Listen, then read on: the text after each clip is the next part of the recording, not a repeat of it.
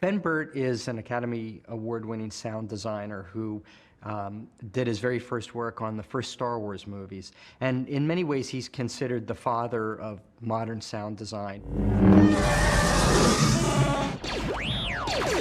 There are these iconic sounds that everybody knows. I wanted to create a sound for Eve's laser gun in her arm. And I discovered years ago that if you strike a slinky-like spring with any object, you don't just get a clunk on the pickup mic or a ping, you get a pew. It's a laser gun.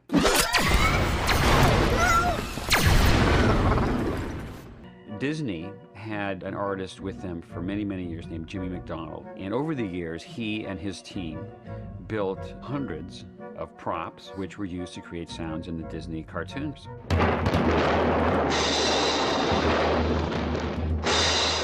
The artists at Disney would simulate the sound right there in the studio.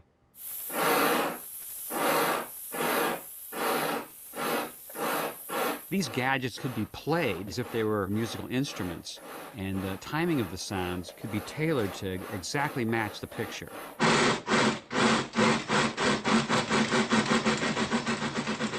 This is a rain machine.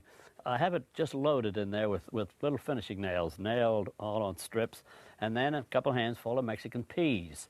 And by rotating it slowly, you'll get the rain sound.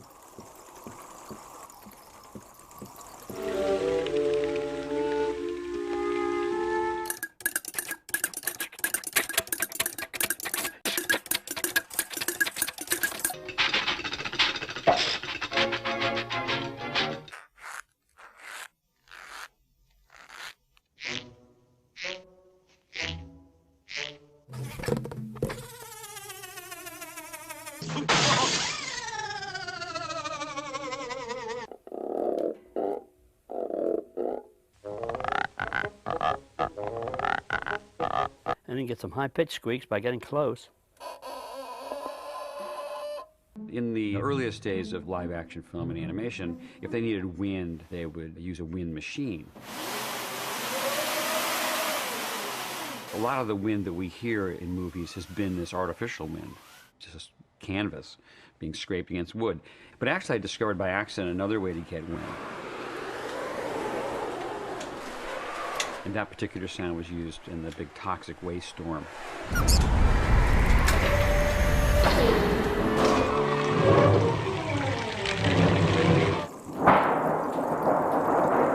Another classic device is the thunder sheet. It's a piece of sheet metal, and you can get a wonderful low-frequency rumble out of it. The thunder sheet is used a number of places.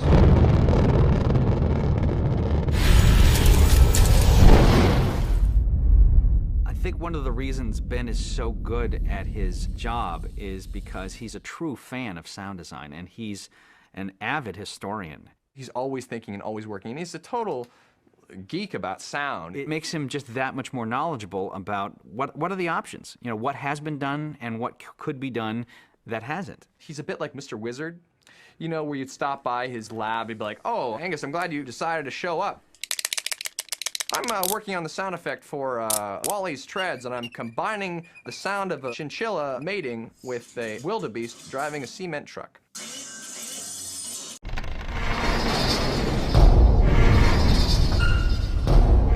I usually first think, if these objects, places, or robots, or machines really existed, what would they sound like?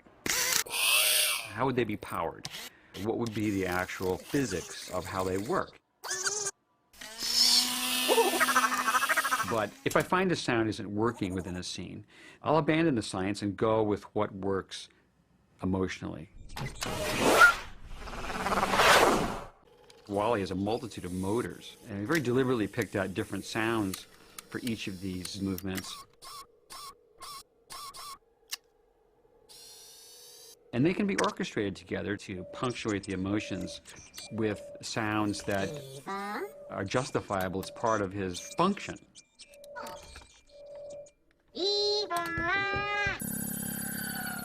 We've always tried to give Eve kind of very soothing, high-tech, quiet tonalities, almost like little bits of music. And there's a mystery, there's a sense of energy and enchantment with her, but it's kind of a soft kind of background kind of idea with sound, and it's emotional. All of them have an array of sounds that are character-based. The autopilot is filled with bells and whistles and many big motors, and he's multitasking like no other character. So there's always some sense of activity and calculating going on. With Mo, he's sort of a nervous little cleaning droid, so often he's revving his motor a little bit, like he's eager to do something else. Little snippets of sound keep him frenetic.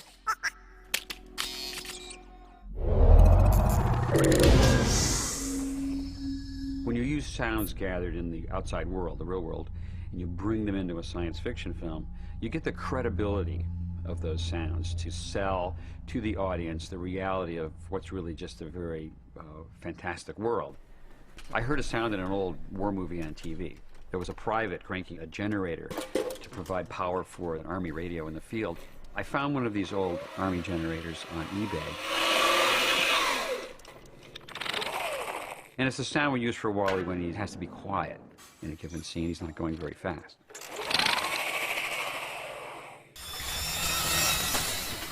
Creating sound effects is one task, but creating voices is the hardest task for me as a sound designer. Our audience is very sensitive to analyzing voices because we do it all day long, every day. Aha! Ha! Sound effects can function like a voice. Sound effects can be expressive.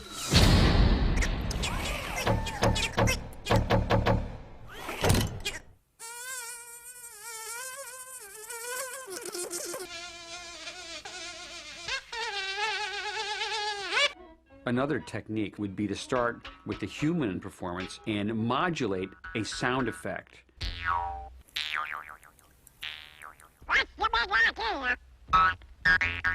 The human performance is driving the shape of the twanging Jew's harp.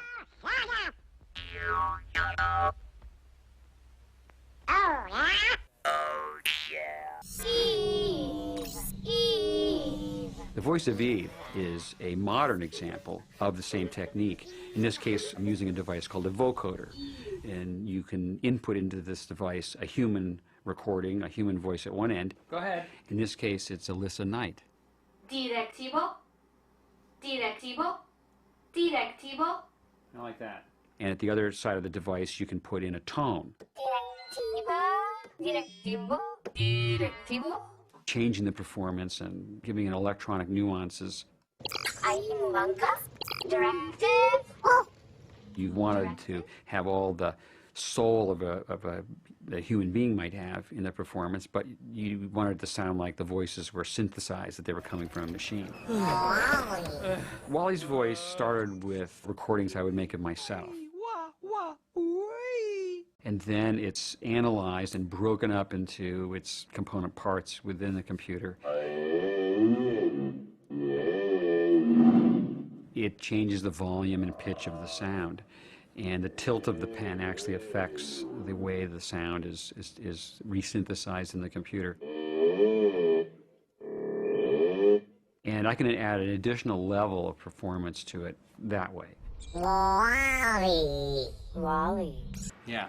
The more inventive sounds get, the more they become subjective, and they become sounds in the ears of the beholder. A ray gun, a force field, they're interchangeable. Most of these sounds are just so abstract that the ultimate judgment has to be in the hands of one person, and that is Andrew Stanton. The end result is a product which involves thousands, maybe tens of thousands of decisions, and certainly thousands of sounds.